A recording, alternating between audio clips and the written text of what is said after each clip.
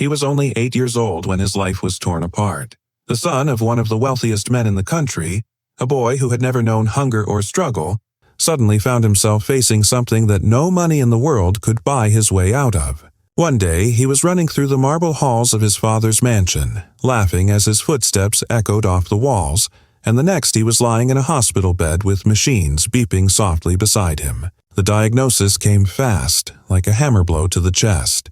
A rare, aggressive illness spreading quicker than anyone could control.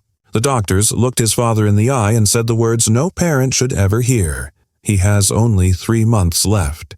The billionaire, a man who had crushed rivals in boardrooms, built empires from nothing, and bent the world to his will, felt powerless for the very first time. He threw open his checkbook. He called in favors from politicians, CEOs, and the best specialists on the planet. Planes were chartered, entire hospital wings were cleared, experimental drugs were ordered overnight. Every possibility was explored, every therapy tried.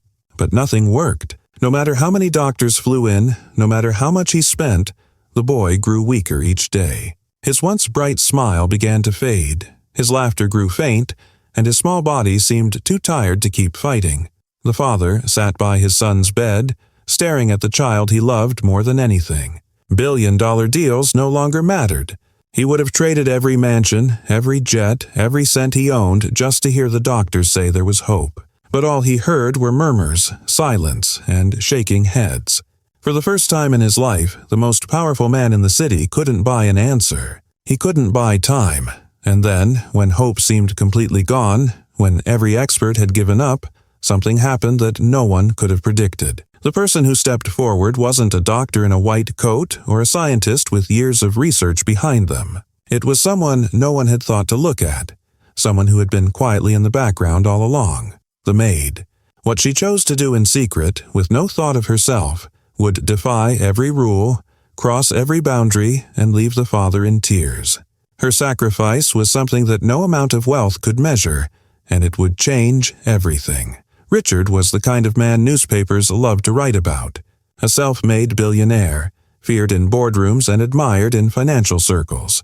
He built an empire with sharp instincts, iron discipline, and a willingness to do whatever it took.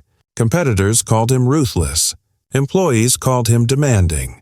To the world, he was untouchable, a man who could snap his fingers and make things happen. But behind the gates of his massive estate, Richard was something else entirely, distant, reserved, and often absent from the life of the one person who needed him most. His son, Daniel, was the opposite in every way. Where Richard was cold and calculating, Daniel was warm and curious. He loved animals and begged to keep stray cats that wandered into the yard. He loved music and spent hours playing with a small keyboard, tapping random notes that somehow filled the house with life. He was cheerful, innocent, and full of energy, the kind of boy who made friends with everyone he met. For all the walls his father had built in business, Daniel seemed to know only how to open doors with kindness. But there was one door that had closed long before Daniel could remember, the one to his mother. She had passed away giving birth to him, leaving Richard to raise their only child alone. The weight of that loss never left him. Instead of healing, Richard buried himself in work, in profits, in the chase for more. He told himself he was building a future for Daniel, but the truth was he rarely slowed down enough to live in the present with him.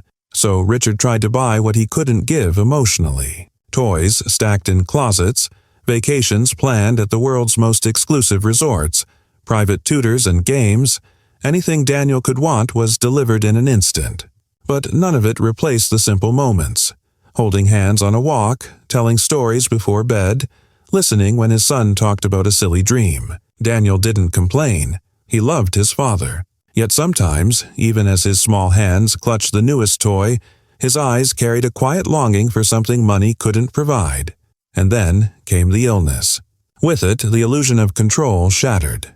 Richard's billions, his influence, his armies of advisors, none of it could protect Daniel now.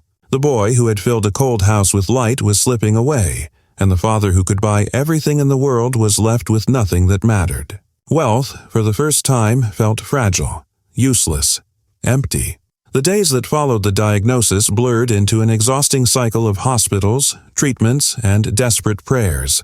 Chemotherapy was the first weapon. Richard paid for the best oncologists in the country, sparing no expense. Private wings were cleared out, the latest machines installed overnight, and nurses rotated in shifts so his son would never be unattended. But the treatments that were supposed to slow the disease only drained Daniel's small body further. His hair fell out in clumps, his skin grew pale, and his laughter became softer with each passing week. When the chemotherapy failed, Richard turned to experimental options. Immunotherapy, clinical trials, imported drugs still awaiting approval. If there was a possibility, Richard seized it. His phone was glued to his hand, calling specialists in Switzerland, Japan, and Germany. Private jets carried them across continents, landing at hidden clinics where Richard's name and fortune opened every door. Doctors smiled politely, promised to try, and then, days later, shook their heads in quiet defeat. Each trip ended the same way, with Daniel weaker than before, and Richard angrier at the world. Through it all, Daniel never lost his softness. Even on days when the pain made it hard to move, he smiled at the nurses and whispered thank you when they adjusted his pillows. He drew small pictures with shaky hands, filling them with bright colors even when his own world was fading to gray. He told his father jokes to try and make him laugh even though Richard's eyes were often red and heavy. To Daniel, hope wasn't a choice. It was simply part of who he was. But Richard wasn't blind. He saw the toll every treatment took. He saw the light in his son's eyes dim a little more each day. And with each passing hour, guilt gnawed at him. He thought of the years he had missed, birthdays he hadn't attended, stories he hadn't listened to, hugs he hadn't given because there was always another deal to close. Now, when every second mattered, he realized how little time he might have left. All the money in the world couldn't buy back the moments he had wasted. One evening, as Richard sat beside the bed, Daniel's frail hand reached for his. His voice was so soft that Richard had to lean in close to hear it. "Daddy," the boy whispered, pausing for breath. "Am I going to die?" Grace had worked in the mansion for nearly a decade. But to Daniel, she was never just the maid. She was his comfort, his safe place. The person who always seemed to understand what he needed without him saying a word. In her 40s, Grace carried herself with quiet strength. She was a black woman who had grown up far from luxury, in a neighborhood where opportunities were scarce and survival was often the only goal. Life had hardened many around her, but Grace had learned to endure without letting bitterness consume her. Her past carried a wound that never truly healed. Years before she stepped foot in the billionaire's house, Grace had been a mother. Her little girl had been born with health complications, but their family couldn't afford the kind of treatment she needed. Grace remembered long nights in crowded public hospitals, waiting for doctors who never came, praying for medicine that was always out of reach. In the end, her daughter's tiny body couldn't hold on. Grace buried her with nothing but a small wooden cross and the ache of helplessness that carved itself into her heart. She promised herself that day she would never look away from a child in need again. If she ever had the chance to help, she would give everything she had. When she was hired to clean Richard's mansion, it was supposed to be just a job, a way to pay bills and keep her life together. But when Daniel was born, something changed. Grace saw in him the same innocent smile her daughter once had. She fed him, read him bedtime stories, and comforted him through nightmares. She wasn't just the woman who dusted shelves or polished silver. She became his confidant, the one he called when he scraped a knee, the one who clapped the loudest when he learned a new song on his toy keyboard. The staff saw her as part of the furniture, but Daniel saw her as family. And Grace loved him as if he were her own flesh and blood. Each time he laughed, she felt a small piece of her heart heal. Each time he cried, she felt the old pain return. Deep inside, she carried the vow she had made long ago. Never again would she let a child slip away without fighting. Now, with Daniel's illness stealing him piece by piece, that promise stirred awake, stronger than ever. One evening, after another long day of tests and quiet tears, Daniel lay in bed with Grace sitting beside him. The machines hummed softly, casting little green and red lights across the room. His voice was weak, but his eyes still carried that childlike spark. "Auntie Grace," he whispered, "can I have one last adventure before I go?" Grace froze at his words. Her heart twisted hearing him say it so plainly, as if he already knew what the doctors had told his father. She brushed his hand gently and asked, "What kind of adventure, my love?" Daniel thought for a moment, then said, "Not trips or toys. I want a real birthday party. With kids, with balloons and games. Not the fancy kind Daddy makes. The fun kind." Grace swallowed hard, blinking back tears. Richard had thrown Daniel grand celebrations in the past, lavish events with entertainers, chefs, and expensive decorations. But Daniel didn't want luxury. He wanted laughter, friendship, and something real. Grace nodded, forcing a smile. "Then that's exactly what you'll have," she promised. She didn't tell Richard. She didn't need his millions. Instead, she dipped into her own small savings, the money she had put away from years of cleaning and long hours. She bought colorful paper, ribbons, and balloons from a local shop. She baked a simple cake herself, carefully spreading icing and writing Daniel's name in shaky letters. She called a few parents from Daniel's school, quietly arranging for his closest friends to come. The day of the party, the mansion looked different.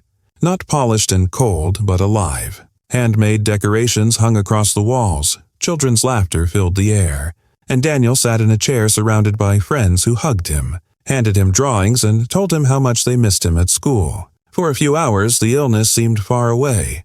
Daniel's cheeks flushed with joy as he blew out candles, his eyes wide as he opened little gifts wrapped in crinkled paper.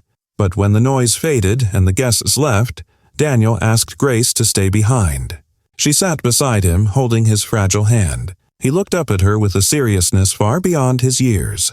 "Do you think I'll live, Mama Grace?" he asked softly. Grace's breath caught. The name, Mama Grace, pierced her heart. She wanted to shout yes, to promise him forever. But her throat closed and tears spilled down her cheeks. She pulled him close, whispering, "I'll fight for you, my baby.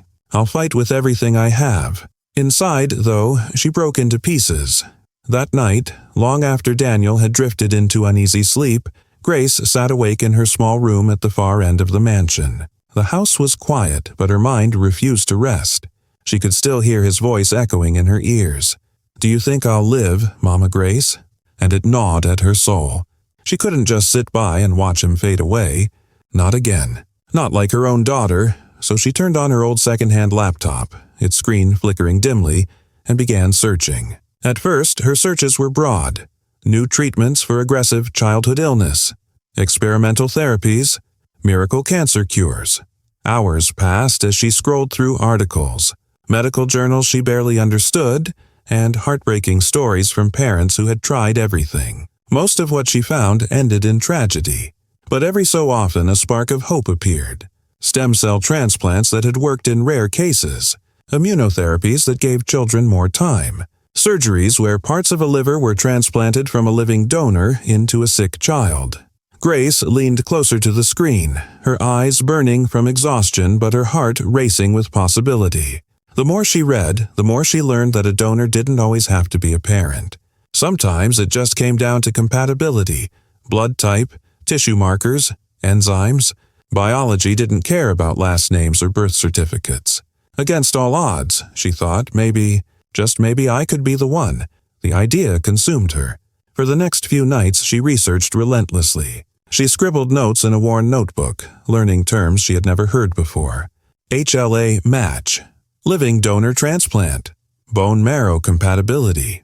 Each time she read about a case where a child had been saved by a transplant, she imagined Daniel's smile, his small hands clapping with joy, his voice asking her to play just one more song. Finally, she gathered the courage to act. Without telling Richard, without breathing a word to anyone, Grace called a nearby clinic that offered compatibility testing. She told them she needed to know if she could be a donor. The nurse on the phone didn't ask many questions, just scheduled her for the following morning. Grace took the first bus into the city, her heart pounding the whole way. The tests were simple. Blood drawn, samples taken, a few forms filled out. Grace sat in the waiting room clutching her bag, praying silently. Hours felt like days. When the doctor finally returned with an envelope, Grace's hands shook as she tore it open. At first, the numbers and codes blurred before her eyes. Meaningless. But then the doctor explained, "You are a near-perfect match." The words hit her like a thunderclap. Relief, hope, disbelief, all crashed together. She could hardly breathe. She wanted to run straight home and tell Daniel that Mama Grace could help him, that there was still a chance. But then the doctor's face hardened. He sighed, lowering his voice. "I'm sorry, but even if you're a match, you're not legally family. Our policy is clear. We cannot proceed with a transplant from a housekeeper to her employer's son. It would be against regulations." Grace sat frozen, her hope ripped from her hands. After all her searching, after the miracle of being a match, she was being told no. Not because she wasn't healthy, not because she wasn't willing, but because of a rule that cared nothing for love. Grace held the test results in her trembling hands for 2 full days before she finally gathered the courage to tell Richard. She rehearsed the words in her head 100 times, pacing her small room at night, staring at the papers that declared what she already felt in her heart, that she could be Daniel's lifeline. At last, one evening, she found him sitting in his private study, the lights dim, his glass of whiskey untouched on the desk. His face was tired, worn down by weeks of hopeless news. "Mr. Hale," she said softly, stepping into the room. Her voice cracked, but she didn't waver. "I need to talk to you about something important." Richard glanced up, expecting perhaps a question about house matters or Daniel's dinner. But when he saw the envelope in her hand and the intensity in her eyes, his brow furrowed. "What is it?" Grace laid the papers on his desk. "I went to a clinic. I had tests done. I'm a match, sir, for Daniel. My liver, it's compatible. I can be his donor." At first, silence. Then Richard let out a sharp, disbelieving laugh, shaking his head as if she'd just told him a wild joke. "This is insane," he muttered. "You, a maid? You went behind my back." "It's not about me," Grace interrupted, her voice trembling but fierce. "It's about Daniel. He has a chance, and I can give it to him." Richard shot up from his chair, his face flushing red with a mix of anger and fear. "Do you have any idea what you're saying?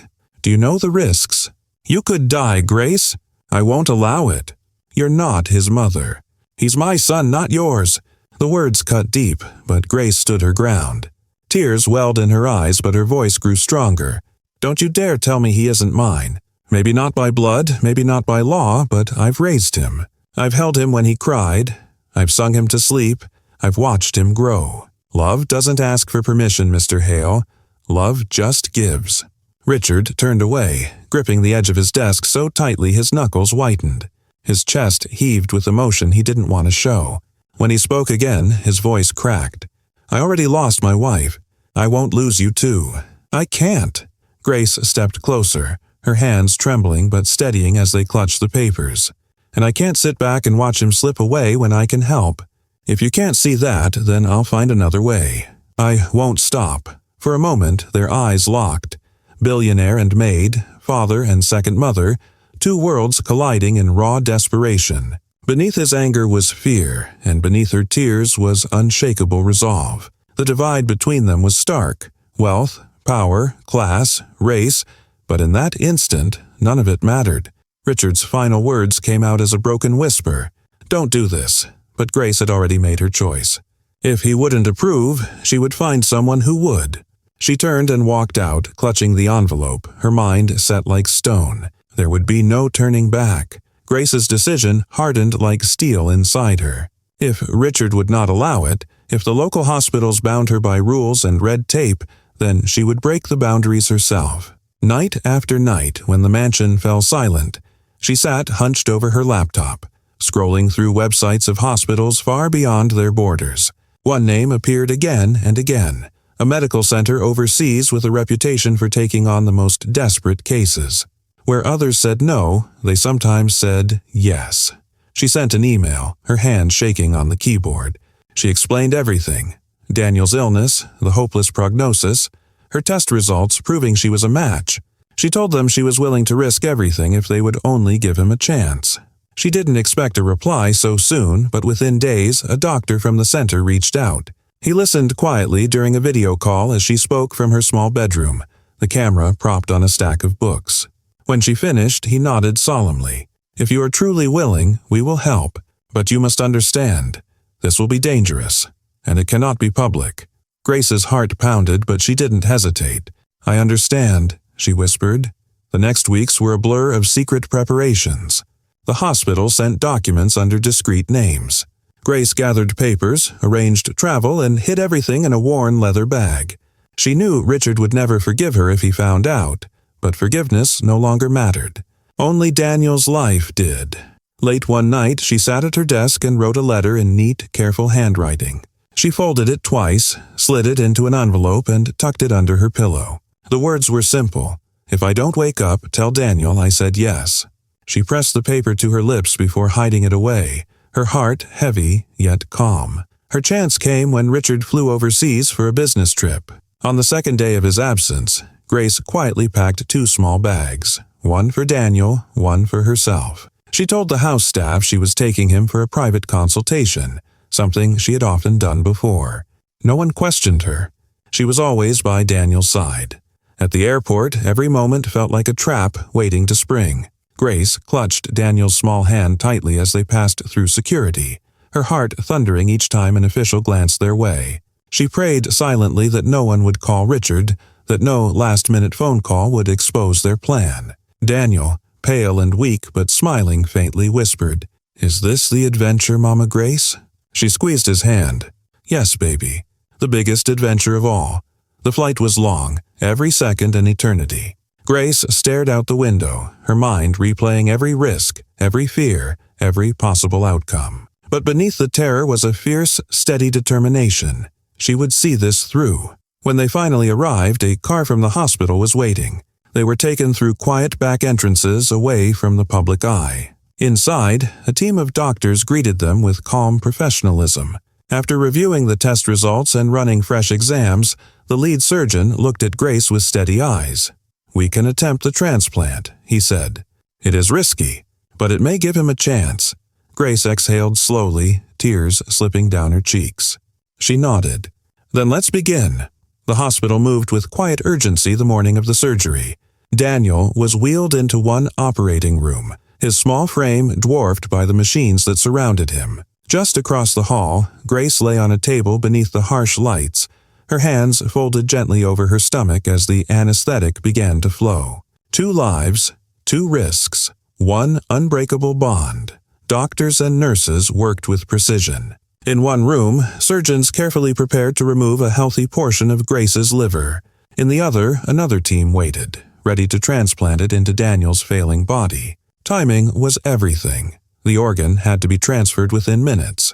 The air carried a heavy weight, as though everyone present knew this was more than a medical procedure. It was a gamble of love against death. Thousands of miles away, Richard Hale sat in a boardroom when his phone rang. He almost ignored it, until he saw the hospital's name flashing on the screen. The voice on the other end was calm but urgent. "Your son is in surgery. A transplant is being performed." The words froze him. His breath caught, his heart racing. "What surgery? Who?" Then he heard Grace's name. His glass of water slipped from his hand and shattered on the floor. Within minutes, he had abandoned the meeting, booking the fastest flight he could. The hours in the air were torture, his mind unraveling with every possibility. By the time he arrived, it was over. He stormed into the intensive care unit, only to stop cold at the sight before him. 2 beds, 2 lives hanging in the balance. Daniel, pale but steady, lay hooked to monitors that beeped a fragile rhythm. Across from him, Grace lay still, her skin ghostly, her body drained by sacrifice. Machines hummed around her, a chorus of uncertainty. Richard's knees buckled. He sank into a chair, covering his face with his hands. For the first time in years, the powerful billionaire wept like a broken man. His billions, his influence, his desperate deals, all useless. But the woman he had called just the maid had given something money could never buy. A nurse handed him an envelope found among Grace's things. With shaking hands, Richard opened it. His eyes blurred as he read the words, "If I don't wake up, tell Daniel I said yes." Tears streamed down his cheeks. He pressed the letter to his chest, his sobs echoing through the sterile room. The hours that followed were agonizing. Richard refused to leave. He sat between the 2 beds, holding Daniel's tiny hand in one of his and Grace's cold, limp fingers in the other. The machines beeped steadily, their rhythms like a fragile heartbeat of hope. At last, a doctor entered with cautious relief in his eyes. His vitals are stabilizing. The new liver is functioning. He's responding. Richard bowed his head, tears dripping onto Daniel's hand. Slowly, his son stirred, his eyelids fluttering open. Richard whispered his name, choking on gratitude. As he looked at Grace, unmoving but alive, something shifted inside him. She was no longer staff, no longer someone in the shadows of his wealth. She was the reason his son still breathed. She was family, bound not by contract, but by sacrifice. The days following the surgery were a blur of waiting, praying, and listening to the relentless beeping of machines. Richard barely left the hospital. He dozed in waiting rooms, drank bitter coffee he didn't taste, and paced hallways until his legs ached. Every hour he checked both rooms, one holding his fragile son, the other the woman who had risked everything. On the third morning, a soft voice pulled him from his half-sleep. "Daddy?" Richard rushed to Daniel's bedside. His boy's eyes were open, clearer than they had been in months. His lips curled into the faintest smile. "I feel lighter," Daniel whispered, his tiny hand squeezing Richard's fingers. For the first time since the diagnosis, Richard let out a laugh, half broken, half joyous. Tears rolled freely down his cheeks. His son was alive, but there was another battle still being fought. Grace remained unconscious, her body fragile from the strain of the operation. Richard sat by her bed often, speaking to her even when he wasn't sure she could hear. He told her about Daniel's smiles, about his first request for food, about the way his cheeks had started to regain color. "You saved him," Richard whispered one night, clutching her hand. "Please, come back. He still needs you. I still need you." Then, on the fifth day, her eyelids fluttered. Slowly, her gaze focused, and the first thing she saw was Daniel sitting in a wheelchair beside her bed, grinning wide, his voice full of joy. "Mama Grace, I'm alive!" Tears welled in her eyes instantly. She tried to sit up, but her body was too weak. Instead, she reached out her hand and Daniel grabbed it with both of his. They stayed like that for what felt like forever, their bond shining stronger than any words could express. Richard stood in the corner, watching, humbled. At that moment he knew this woman wasn't an employee. She wasn't helping. She was family. News of the extraordinary sacrifice spread quickly. A nurse whispered the story to a colleague who shared it with a reporter. Soon, headlines across the world read, "Maid donates part of liver to save billionaire's son." Social media exploded. Some called it a miracle, others a lesson in humanity. Debates erupted in medical circles and government offices. Why had hospitals refused her in the first place? Should emotional bonds be recognized in life-saving procedures? Experts cited Grace's case as a turning point, urging systems to change outdated rules that valued paperwork over love. Her act of courage was sparking reforms she had never asked for. Through it all, Grace remained quiet. She didn't want fame or interviews. Her only joy was sitting by Daniel's side, watching him regain strength. She helped him take his first steps again, fed him spoonfuls of soup when his hands trembled, and laughed when he joked about wanting a mountain of birthday cake. Richard, too, was changing. The man once consumed by power and deals began spending his mornings with Daniel instead of in boardrooms. He canceled trips, declined meetings, and found himself lingering in the garden just to watch his son play. Often he would glance at Grace, admiration in his eyes. He no longer saw a maid, he saw a mother, a guardian, a woman who had shown him the limits of wealth and the boundlessness of love. Months later, Daniel celebrated his 9th birthday. This time, the mansion wasn't filled with expensive entertainers or glittering displays. Instead, the rooms overflowed with laughter, children chasing balloons, and the smell of a homemade cake that Grace had baked herself. Daniel wore a paper crown, his cheeks rosy, his smile radiant. Richard stood near the doorway, recording the moment on his phone. Grace sat beside Daniel as he blew out his candles, her hand resting gently on his shoulder. When the cheers died down, Daniel turned to her and asked, "Mama Grace, now I really get to live, right?" Grace leaned close, her voice steady, her smile warm. "Yes, my love, you are going to live." The room erupted in joy once more, but for Richard, time seemed to pause. He saw not a maid and a boy, but a family bound together by sacrifice, courage, and love deeper than blood. As the sun set that evening, the camera caught one last shot, Daniel laughing, Grace smiling by his side, and Richard watching with pride. The letter she had once written, "If I don't wake up, tell Daniel I said yes," now framed on the mantel, glowed softly in the golden light. Because in the end, their story wasn't about money or titles. It was about love, the kind that doesn't ask for permission, doesn't follow rules, and doesn't need DNA to be real. It only needs courage.